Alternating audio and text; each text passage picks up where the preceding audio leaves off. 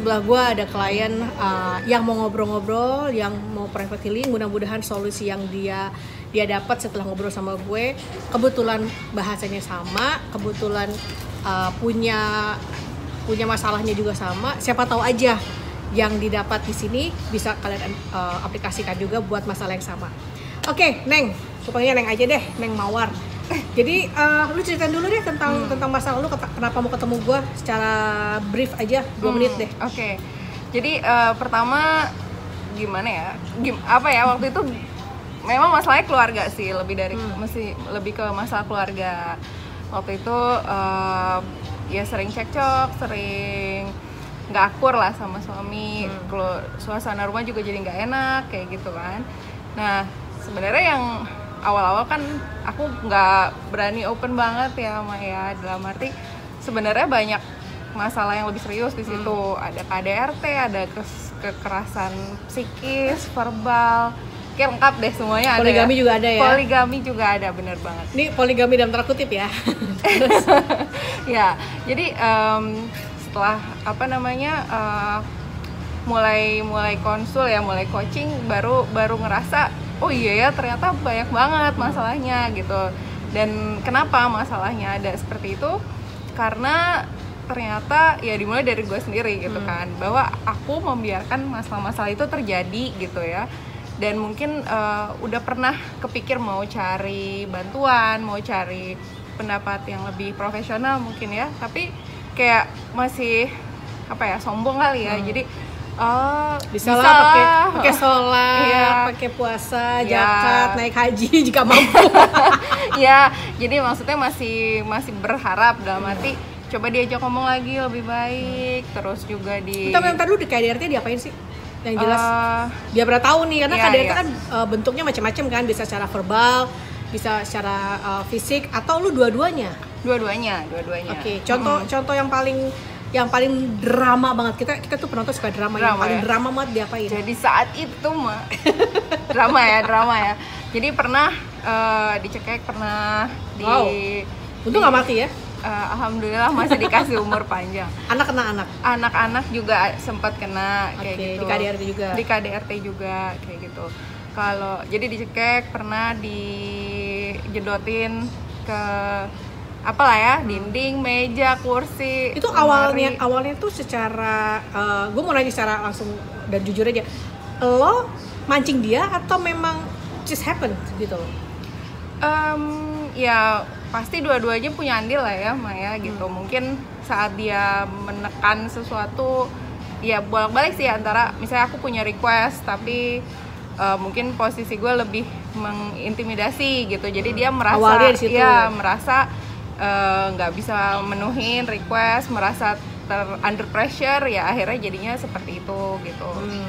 Jadi, ada permintaan yang menurut dia lu terlalu menekan, terlalu dominan, sehingga akhirnya lama-lama dia meledak. Atau memang sebenarnya dari sebelum menikah pun lu udah melihat keburukan dia secara kode dikit-dikit, misalnya dia ngelirik cewek lain tuh, ada cewek yang gimana dia dia kalau marah misalnya langsung ngebentak, walaupun nggak ngomong kasar dulu ya, langsung ngebentak, atau misalnya sedikit noyor atau bercandanya agak kasar, pasti kan kelihatan ataupun enggak ketika pacaran.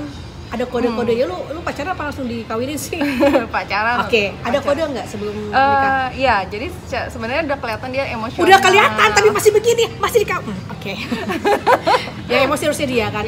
Iya. Jadi udah emosional ya. Dalam arti bukan ke saya, tapi maksudnya kalau dia merespon terhadap lingkungan gitu kan. Misalnya lagi main basket gitu, kena bola, langsung gimana. Lagi olahraga apa juga kayaknya langsung cepet panas lah gitu ya. Terus di jalan misalnya naik motor gitu, dikesalip dikit ngebut langsung ngejar kayak gitu. Itu kan sebenarnya ya tanda-tanda ya tadi ya, kode-kode kayak gitu. Tapi karena bucin, jadi udah gua kawin aja lah ya.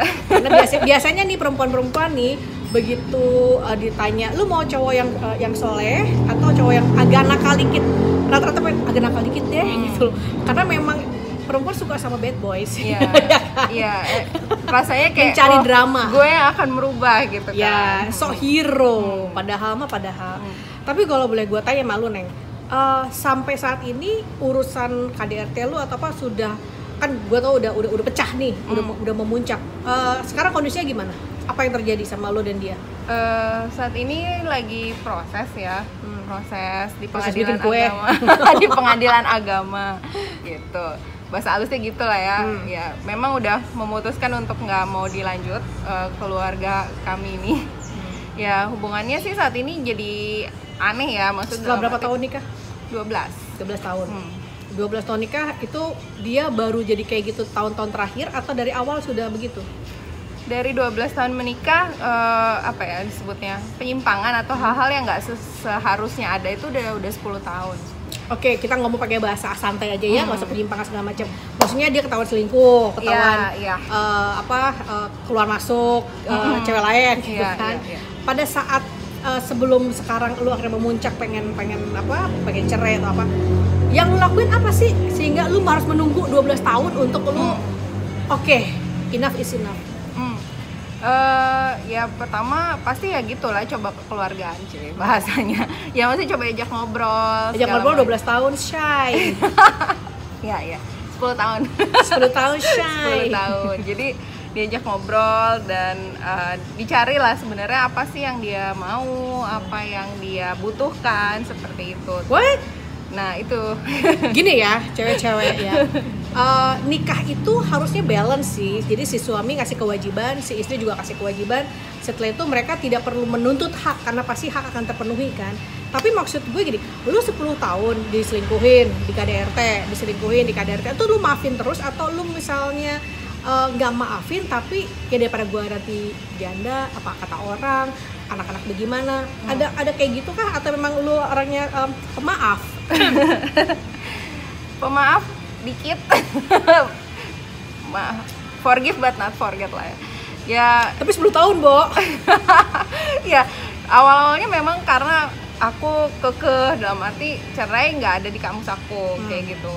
Dalam arti saat gue terima ijab kabul dan sebagainya itu adalah udah sebuah komitmen bahwa ya for better or worse lah ya gitu, apapun kelebihan dan kekurangannya ya dalam bayangan aku seperti itu waktu itu gitu ya. Jadi masih diusahain terus gitu. Jadi lo mengusahakan dia bisa berubah dengan lo meminta dia untuk berubah atau yuk kita berubah bareng-bareng yuk atau gimana?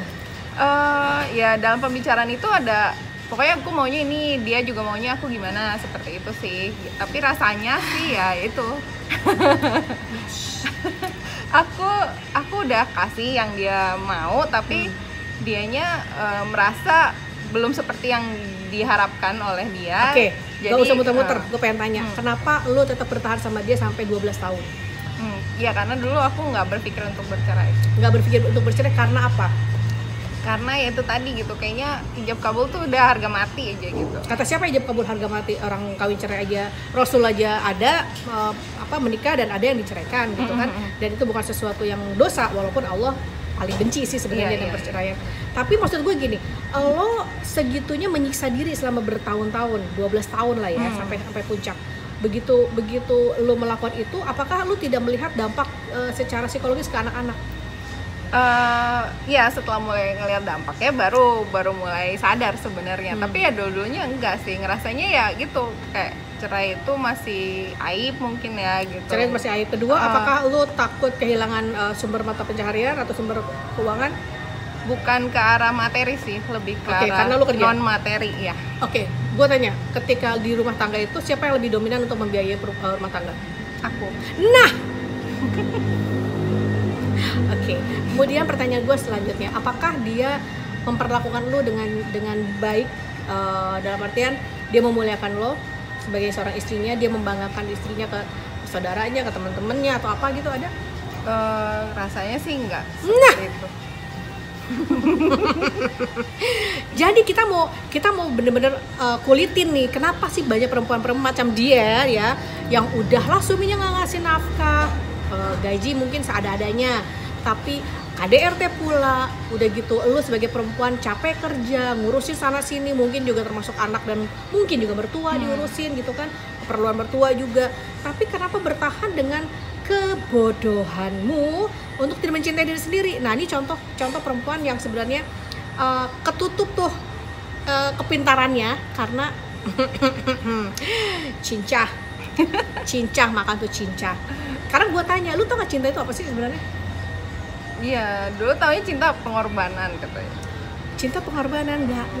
Itu yang kadang-kadang mesti kita beresin. Cinta itu bukan pengorbanan. Contoh, Allah cinta sama kita, apakah Allah berkorban buat kita? Enggak. Allah memberikan yang terbaik. Orang tua kita cinta sama kita, apakah berarti orang tua kita berkorban? Orang tua memberikan yang terbaik, bukan berkorban, tapi memberikan yang terbaik. Kalau berkorban misalnya, yaudah deh nyawa gue buat anak gue, lu kerjain deh misalnya PR nih, sini deh mama, banyak sih kayak gitu ya. Mama kerjain PR-nya, mama berkorban waktu untuk kerjain PR-nya. Bukan itu bukan cinta, itu mengajarkan yang nggak bagus misalnya. Jadi kalau menurut gue cinta itu sebenarnya memberikan yang terbaik. Nah kalau dia cinta sama lo dan lu cinta sama dia, lu memberikan yang terbaik masing-masing. Dia memberikan yang terbaik pasti kewajiban. Di lain pihak ketika lo mencintai dia, lo cinta dia kan dulu kan? Iya. Tapi cinta lo salah karena pengertian lo udah berkorban. Harusnya gue mencintai dia, gue memberikan yang terbaik nih sama dia. Kalau dia salah, berarti harus dibenerin, ditegor. Lo nggak bisa ngebenerin. Iya. Ditegor sekali, 2 kali. Lo nggak bisa tegor, lo minta bantuan orang yang lebih tua atau apa. Karena lo cinta, sama seperti Allah cinta sama kita nih. Kalau kita berbuat salah kan Allah negor. Iya. Bukannya Allah tuh langsung wah gue hajar nih langsung dibakar tuh enggak, tapi kan ditegur dengan berbagai macam cara lah. Misalnya nih anak nih punya bakat sombong nih, gue tegur dengan kekurangan, sehingga ketika dia dalam posisi kekurangan, dia belajar untuk bisa respect sama orang, untuk bisa menghargai orang-orang yang miskin. Jadi ketika dia kaya, dia udah punya itu tuh, ilmu itu tuh. Nah balik lagi ke lo KDRT ya. Lu udah lah, lu tahu tuh sakit diomongin, sakit dipukul atau kayak tadi sampai cekek segala macam. Anak juga udah kena dan lu mencoba bertahan, nanti siapa tahu dia bakalan baik, siapa tahu bakalan oke. Itu ya dari 1000 perempuan yang di KDRT, 1000-1000-nya bilang kayak gitu, siapa tahu kalau dia dikasih kesempatan dia akan baik. Ini adalah penyakit, bukan sih? Bukan. Itu kayak apa ya, lu kayak membodohi diri sendiri.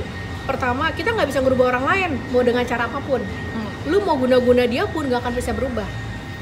Itu yang pertama. Terus yang kedua, lu justru malah ngejahatin diri sendiri karena udahlah lu sakit gitu kan. Tapi kayak gini, gue cubit lo sakit nih, tapi tetap aja tangan lu kasih ke gue gitu. Perbuatan apakah itu? Bodoh dan zolim. Oke, karena gue mau tanya sama lu, kenapa lu akhirnya memutuskan yes gue cerai, di titik apa, di poin apa lu bikin keputusan oke, gue udah selesai nih setelah 12 tahun. Iya. Poinnya apa ya?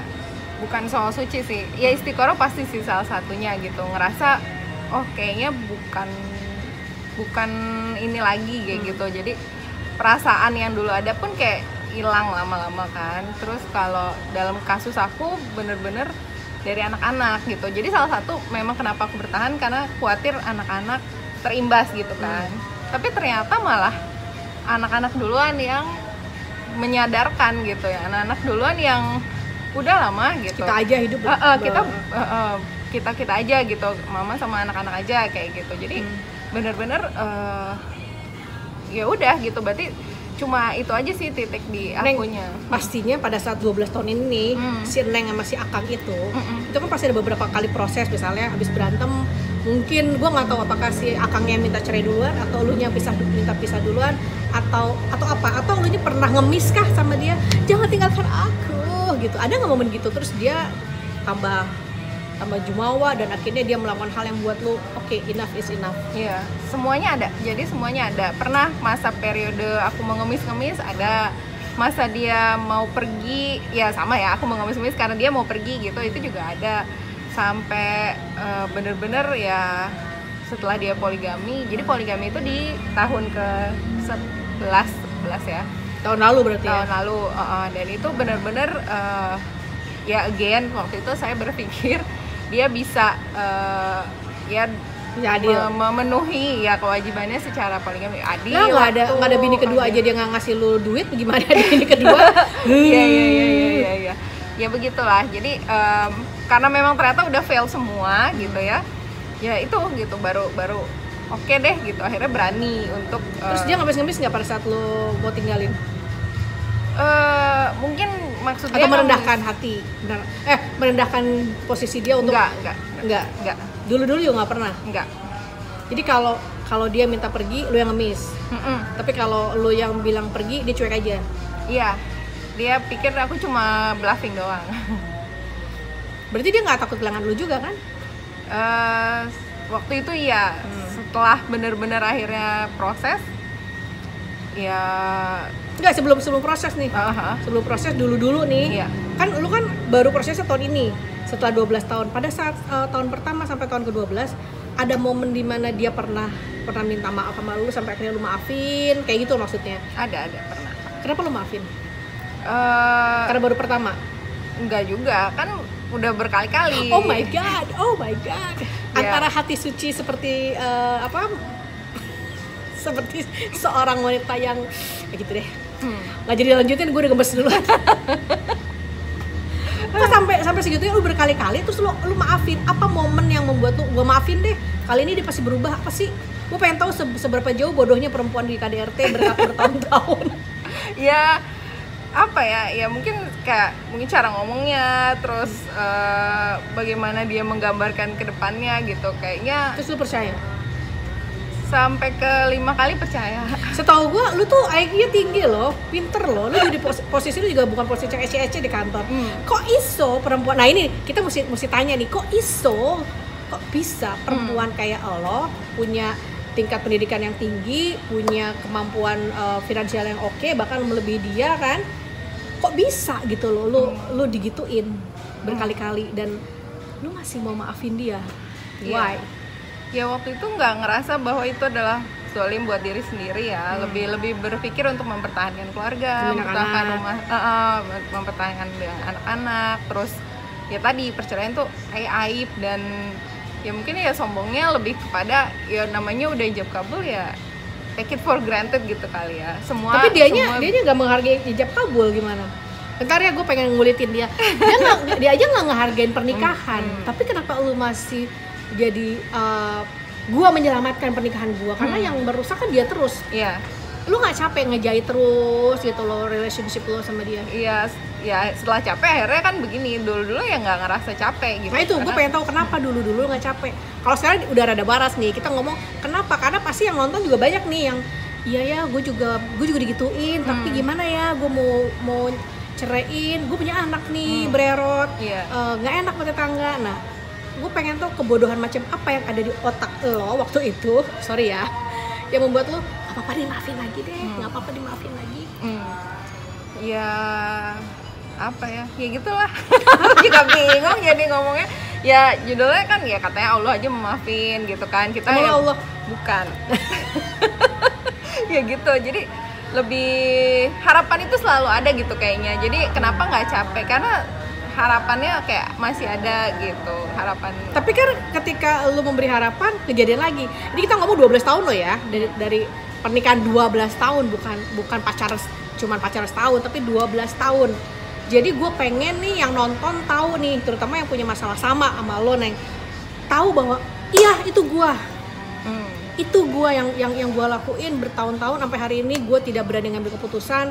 Gue berasa gue cuma perempuan, kalau gue jadi apalagi yang tidak kerja gitu kan, apalagi perempuan yang nggak kerja lebih parah lagi. Secara dia juga financial tergantung sama si suami yang udah jelas-jelas zolim nih, bolak-balik main cewek, bolak-balik poligami enggak atau apalah gitu. Nah gue pengen tahu yang ada di benak lo, ketakutan macam apa yang terbesar sampai lo akhirnya rela untuk maafin si akang lo. Lebih takut hidup sendirian sih. Oke, apa yang bayangin lo kalau hidup sendirian emangnya?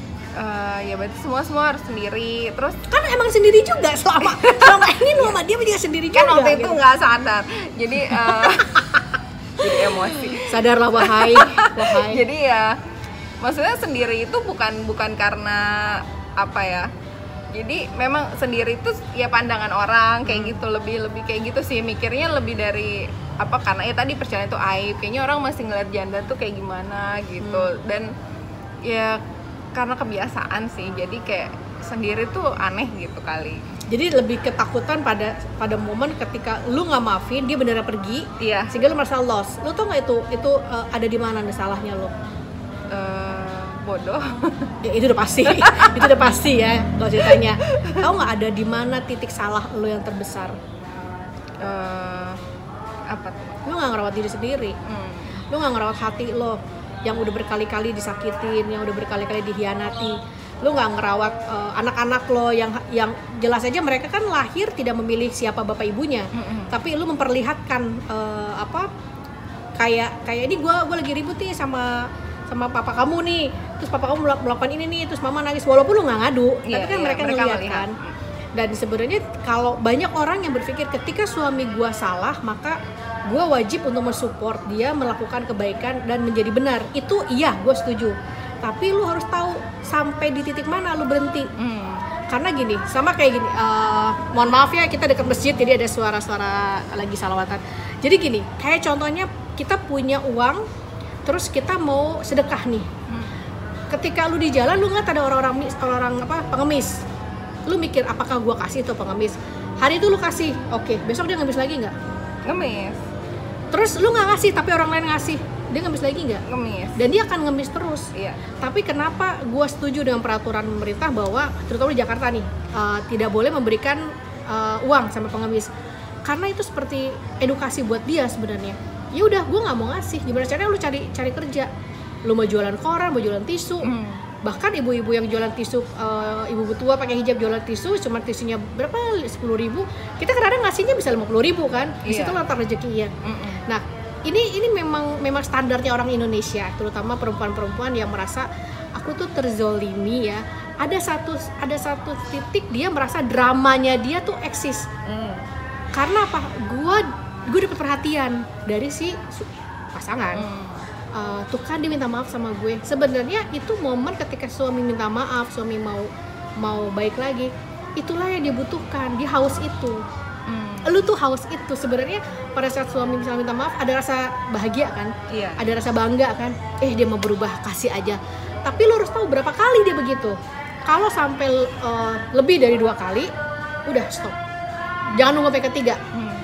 Itu. Terus yang kedua, kadang-kadang kita suka lupa bahwa kita tuh punya titik punya titik kesabaran tuh sebenarnya nggak kayak Tuhan ya. Kita bukan Tuhan yang bisa sabar segimana. Bukan berarti gue ngajarin semua jangan sabar, tapi ketika lo sabar yang pinter, lo nya bisa bertahan. Orang-orang sekitar lo gimana? Kalau misal orang tua lo tahu sedihnya kayak apa, keluarga lo tahu sedihnya kayak apa, terutama anak nih. Jadi gue sih waktu itu pernah menyarankan ada satu pasangan yang memang dia akhirnya bercerai sih. Cuma gue bilang kalau misalnya lo mau bercerai aja karena memang tujuannya untuk kebaikan, bukan untuk gue bercerai karena gue nggak suka sama dia. Bisa aja gue bercerai untuk kebaikan. Toh setelah mereka bercerai baik-baik nih bercerainya, dan ini klien gue di luar negeri ya, di Amerika jauh banget kan. Dia bercerai baik-baik, yang terjadi apa? Mereka malah baik, kayak temen. Ini mereka nggak punya anak. Dan gue bilang kalaupun misalnya nanti di masa depan kalian ketemu lagi, kan 2 orang ini udah bertumbuh kan, dan bisa jadi mereka jatuh cinta lagi dan jadi lebih baik lagi. Nah ini yang kadang-kadang kita suka lupa. Kalau orang sudah melakukan kesalahan lebih dari berkali-kali, stop bukan berarti lo akan benci dia, stop bukan berarti gue nggak mau ketemu dia sama sekali, apalagi lo punya anak. Tapi stop bahwa gue stop kejahatan lo, kezoliman lo sekarang di sini. Terserah lo mau berubah atau enggak, pokoknya gue mau taking care gue sendiri. Gue mau perbani nih luka-luka hati gue sama anak gue. Once ketika nanti misalnya setahun depan, 2 tahun depan, lo kembali lagi sama gue udah dengan jiwa yang bagus, orang yang baru, ya kenapa enggak? Kan semua kan nggak ada yang nggak mungkin. Nah cuman kan ketakutan orang-orang yang di KDRT kayak lo gitu kan, ketakutannya adalah nanti gue sendirian tuh gimana? Apa kata orang, anak gue ntar nggak ada bapaknya lah, padahal bapaknya emang nggak hilang. Bapaknya nggak hilang. Terus takut sendirian nanti tuh nggak bisa ngapa-ngapain. Ya kan yang biayain rumah tangga juga lu kan. Aduh nanti kalau gue sendirian kayak apa? Nah kan emang selamanya sendirian. Iya. Ya kesadarannya itu sih yang mahal ya Mas. Nah itu. Dan bahkan ya ini lebih, maksudnya enak nih mungkin teman-teman yang hari ini nonton udah dapat masukan lebih banyak ya. Mungkin kayak aku dulu, aku aja tuh sampai nggak mau nih nyari informasi kayak gini, takut dijudge gitu. Kayaknya gue merasa gue dijudge kalau padahal tahu, berarti ada bagian dari diri aku yang tahu bahwa aku salah sebenarnya. Jadi kayak gue nggak mau dijudge nih, gue takut salah kalau nonton YouTube-nya mama atau siapalah gitu ya. Jadi ya emang salah sih. Kalau gue sih nggak cuma nyalain pasangan yang selingkuh dan melakukan poligami, enggak, tapi bininya juga salah. Maksudnya salah bukan berarti lu sih nggak mencegah dia, bukan. Salah karena lu nggak taking care yourself gitu loh. Nah sekarang lu kan dalam posisi udah mulai waras nih. Buat mereka yang senasib sama Allah, yang masih di tengah-tengah kegalauan, nanti kalau gue pisah, gue maafin aja. Lu mau ngomong apa sih sama mereka dari pengalaman lo? Siapa tau jadi sedekah, jadi amal kebaikan. Iya loh, siapa tau loh. Amin.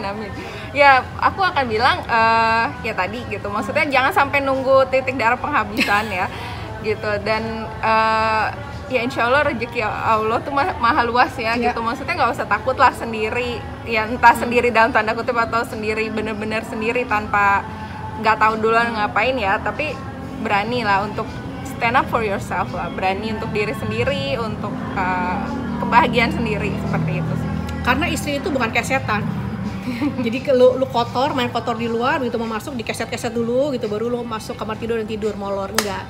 Dan satu hal lagi nih buat para suami-suami yang nonton, kalau lu punya niat untuk selingkuh, mendingan lu baik-baik aja nanya sama bini lu, boleh nggak kita memperbaiki hubungan kita. Siapa tahu yang gua lihat di luar enak itu sebenarnya di dalam, di rumah lebih enak. Tapi karena kalian nggak komunikasi, tidak ngobrol dari hati ke hati seperti saat pacaran, atau mungkin pada saat pacarannya ngomongnya yang halu-halu gitu, apa kabar, udah makan belum, apa gitu, tidak ngobrol tentang kualitas hidup kalau menikah. Nah ini nih pentingnya ta'aruf ala Islam sama ta'aruf pacaran. Kalau ta'aruf pacaran, lu ngomongin banyak hal tentang yang halu-halu. Nanti kita punya anak berapa? Kalau lu punya anak ya. Nanti kita kalau tua kayak gimana? Kalau lu masih punya umur panjang. Tapi membicarakan tentang kualitas hidup ketika menikah. Menikah tuh pasti buat lo, oh menikah itu gini-gini. Oke, nanti kalau misalnya aku harus di rumah jaga anak, keperluan aku gimana, jajan segala macam, itu kan hak perempuan tuh. Kalau misalnya nanti suami kurang pendapatannya dibanding istri, harus gimana komunikasinya, saling menghargai atau apa. Jadi buat yang belum nikah nonton ini, saatnya kalian bersyukur, kalian punya waktu untuk belajar dulu nih dengan pasangan kalian, mengedukasi diri sendiri. Kalau yang sudah menikah, mudah-mudahan pernikahannya setelah nonton ini jadi lebih baik. Para suami-suami jadi mikir bahwa yang enak di luar itu belum tentu beneran enak ya. Karena lu satu istri aja dihisapnya gila-gilaan, apalagi banyak istri. Kan bukan berarti poligami dosa, enggak. Gue neng sebelah gue, kita setuju kok poligami itu halal. Karena memang ada dalam ajaran Islam, tapi yang gimana dulu, enggak asal-asalan gitu, harus ada tujuannya. Dan untuk yang lagi galau dengan pernikahan dia yang mungkin sama kayak lo beberapa tahun yang lalu, masih sulit ya menentukan mau cerai atau enggak, mau gimana. Sebenarnya gini, gue tidak menyarankan kalian yang punya kasus KDRT untuk bercerai, enggak, sama sekali enggak menyarankan. Dan gue tidak pernah bilang, lo kalau KDRT pasti harus cerai, enggak.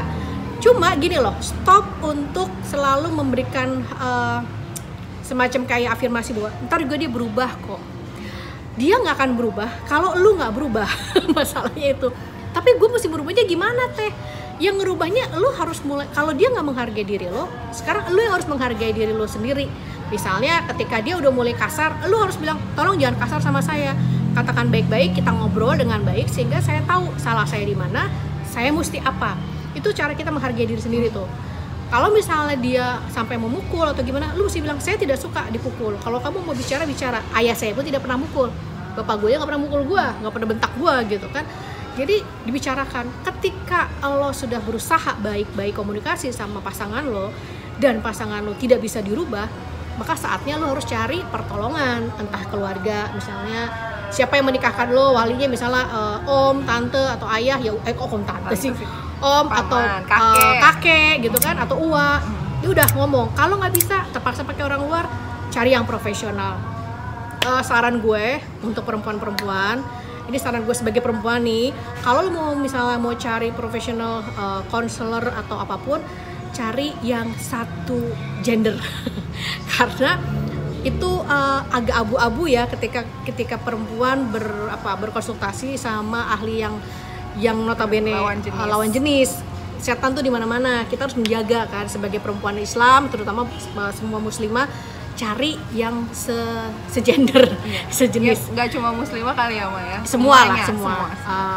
Karena gini, kalau banyak kasus perempuan konsultasi sama konsultan laki-laki, ujungnya malah terjadi perselingkuhan baru, ya kan? Bahkan sampai ada yang menikah gitu, dan itu bahayanya. Selingkuh itu dari hati aja udah Betul, selingkuh ya, Ma ya? betul. Karena perempuan tuh paling gampang luluh. Aduh, dia baik ya, aduh dia oke ya bahasanya. Itu, jadi cari sesama perempuan. Pertama, lu pasti dimengerti, karena sama-sama perempuan.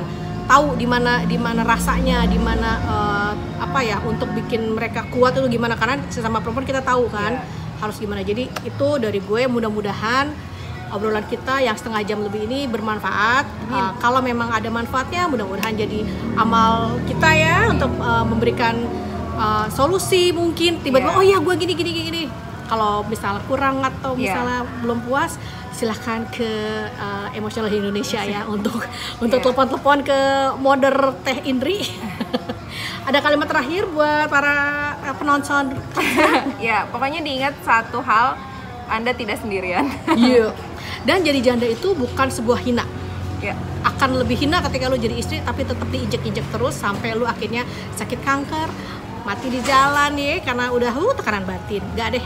Hidup itu cuma sekali, dan walaupun hidup itu kayak permainan tapi bukan untuk main-main. Oke, terima kasih buat semuanya. Nanti kita sambung lagi di klien berikutnya yang mungkin lebih gila, lebih sengklek, atau mungkin lebih nice. Assalamualaikum.